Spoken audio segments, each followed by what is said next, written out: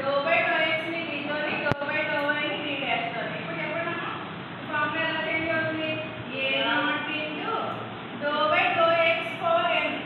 Do by do X power ఎన్ అంటే D power N into Z plus next A one into do by do X power N minus 1 అంటే DN minus 1 into do by do Y అంటే D dash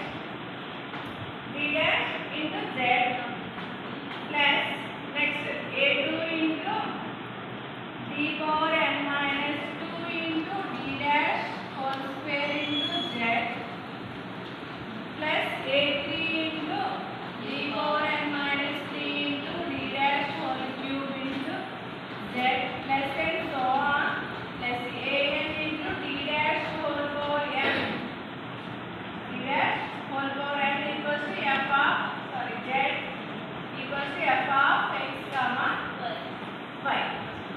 ఇప్పుడు మొత్తం దాంట్లో మనం z common చేస్తున్నాం. z common చేస్తే ఏముంది? a0 d power n plus a1 d power n minus 1 into d dash plus a2 d power n minus 2 into d dash square plus a3 d power n minus 3 into d dash cube plus and so on plus d an d power d dash whole power n into z equals to f of x comma y. So అక్కడ మనం ఏం రాసామండి? f of d into y equals to q of x అని రాసాం కదా second unit లో. Hire order differential equation. So same అలాగే దీన్ని నేను అంటున్నాను total journey f of d comma d dash into z equals to f of x comma y అని రాస్తాను.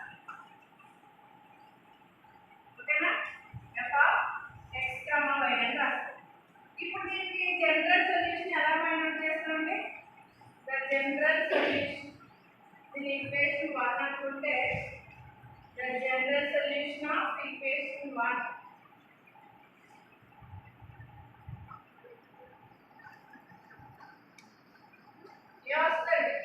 general solution z equals to complementary function plus particular integral. అవునా కదా? Hire order differential equations ఏం చేస్తాం అక్కడ? Complementary function plus particular integral. So complementary function to find complementary function అంటే ఏం చేస్తామండి?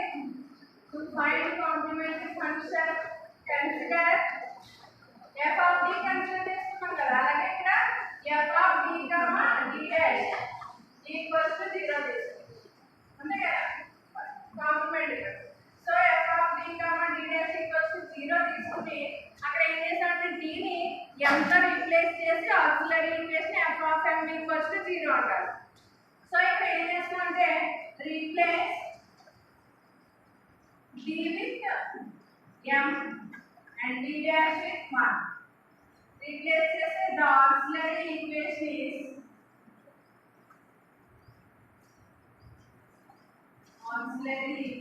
is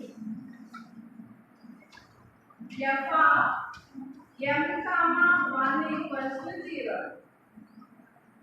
అదేంటంటే f of అక్కడ f of m equals to 0 చేస్తాం కదా auxiliary equation. సో ఇక్కడ f comma 1 equals to 0 చేస్తే మీకు రూట్స్ ఏం వస్తాయండి? roots are m1 m2 m3 and so on. Power ఎంత అయితే అంత అంటే డెరివేటివ్ ఎంత వరకు ఉంటే అన్ని రూట్స్ అనేవి వస్తాయి. సో ఇప్పుడు కాంప్లిమెంటరీ ఫంక్షన్ ఎలా రాయాలి అంటే ఫస్ట్ కేస్ 1 లో roots are real or imaginary ఏదైనా అవ్వచ్చు. ఇక్కడ అక్కడ రియల్ కి 1 టైప్ ఆఫ్ కాంప్లిమెంటరీ ఫంక్షన్ రాస్తాం రియల్ రూట్స్ అయితే, ఇమాజినరీ రూట్స్ అయితే 1 టైప్ ఆఫ్ కాంప్లిమెంటరీ రాస్తాం. ఇక్కడ అలా కాదండి, రియల్ ఆర్ ఇమాజినరీ ఏదైనా అవ్వచ్చు. రియల్ అండ్ ఇమాజినరీ అని డిఫరెంట్ రూట్స్ అయితే అండ్ ఆల్ ఆర్ డిఫరెంట్ అయితే ఓకేనా? డిఫరెంట్ అయితే మన కాంప్లిమెంటరీ ఫంక్షన్ ఎలా రాస్తామండి? f1 y plus m1 x plus f2